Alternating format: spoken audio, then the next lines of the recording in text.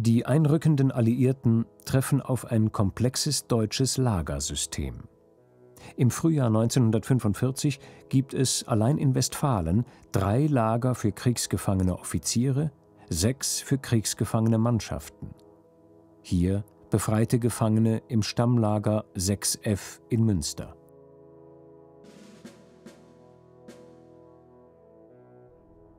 Im Dritten Reich wurden über 12 Millionen Kriegsgefangene und ausländische Zivilisten zu Zwangsarbeit in Landwirtschaft und Industrie eingesetzt. Die Zuteilung in die Arbeitskommandos erfolgte aus den sogenannten Stammlagern, Stalags, die seit Kriegsbeginn im gesamten Reich errichtet worden waren. Das ganze Leid dieser Menschen wird erst mit der Befreiung der Lager durch die Amerikaner sichtbar.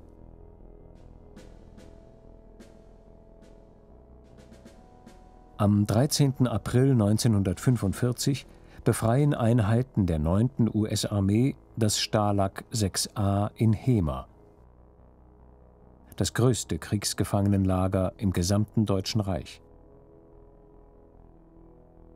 Ein Großteil der Gefangenen, die Zwangsarbeit im Ruhrbergbau verrichten, ist in diesem Lager registriert. Bereits seit 1942 ist das Stalag in Hemer das Sondermannschaftslager für den Bergbau. Seither liegt die Zahl der von Hemer aus verwalteten Kriegsgefangenen ständig bei mehr als 100.000 Menschen. Ein sowjetischer Soldat schildert die Situation nach seiner Befreiung. Sofort begannen die Arbeiten zur Rettung der Gefangenen. Wasser wurde wieder ins Lager geschafft und ein kleines Lebensmitteldepot zur Stillung des ärgsten Hungers angelegt. Die Küche begann wieder zu arbeiten, aber nur wenige fanden sich zum Essen ein. Die meisten Gefangenen genossen ihre Freiheit. Sie hatten nicht damit gerechnet, dass die Amerikaner in der Lage wären, so schnell Verpflegung heranzuschaffen. Nach der Übergabe zählen die amerikanischen Truppen die Insassen. Insgesamt 23.302 Gefangene. Rund 9.000 von ihnen sind schwer erkrankt. In den Kellern liegen rund 200 Leichen, die im Chaos der letzten Kriegstage nicht mehr beerdigt werden konnten.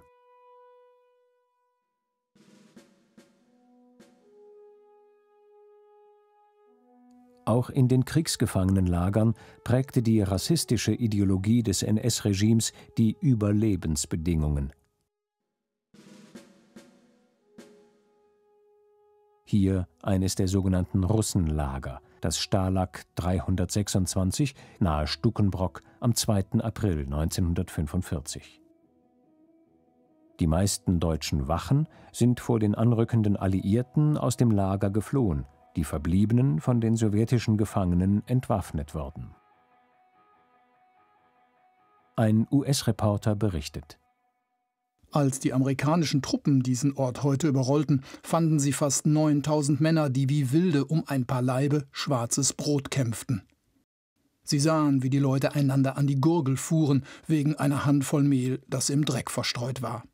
Sie beobachteten, wie ein vor Hunger wahnsinniger Mob eine Lebensmittelbaracke verwüstete. Dies ist ein Ort, an den man sich erinnern muss, wenn der Narzissmus zur Rechenschaft gezogen wird.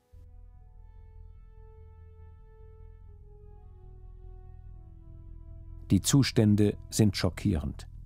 Die amerikanischen Truppen glauben sogar fälschlich, ein Konzentrationslager vorgefunden zu haben.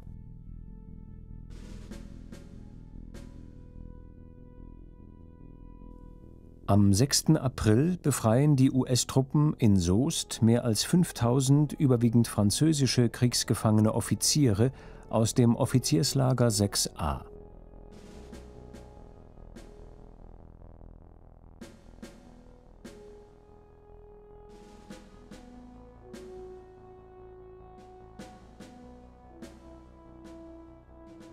Während Gefangene in anderen Lagern oft nur wenige Tage blieben und für den Arbeitseinsatz weiterverteilt wurden, war das Soester Offizierslager in den Kriegsjahren eine von der Außenwelt abgeschnittene Gemeinde hinter Stacheldraht. Nicht wenige Offiziere haben an diesem Tag 5 Jahre Gefangenschaft hinter sich. Auch hier waren die Lebensbedingungen in der zweiten Kriegshälfte schlechter geworden. Der Mangel an allem Notwendigen hatte die letzten Monate bestimmt. Nach der Befreiung des Offizierslagers in Soest findet eine feierliche Parade vor dem offenen Lagertor statt. Im Beisein von US-Generalmajor Tweddle marschieren die befreiten Soldaten auf. Ein französischer Offizier erinnert sich: Wir stellen uns im Karree auf und unser Oberst befiehlt: für die Fahnen unserer Befreier. Wir hören nacheinander die amerikanische Hymne, God Save the King, die polnische und die russische Hymne, dann Au Drapeau und die Marseillaise.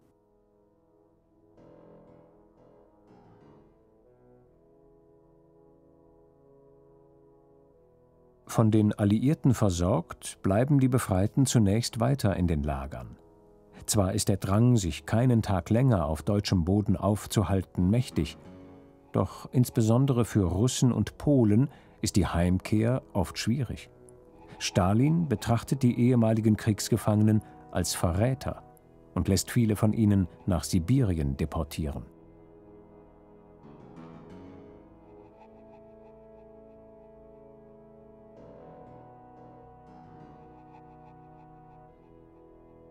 Wie hier in Menden werden vielerorts Lager für heimatlose Ausländer errichtet, auch Displaced Persons genannt.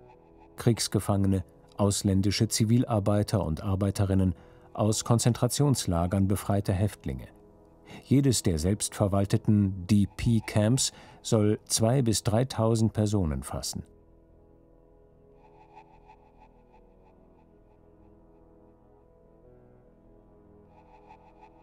Während weiter östlich im Reich noch die Kämpfe wüten, entwickelt sich in den Lagern trotz der provisorischen Wohnbedingungen schnell ein vielfältiges kulturelles Leben. Diese Aufnahmen entstehen am 24. April in Menden.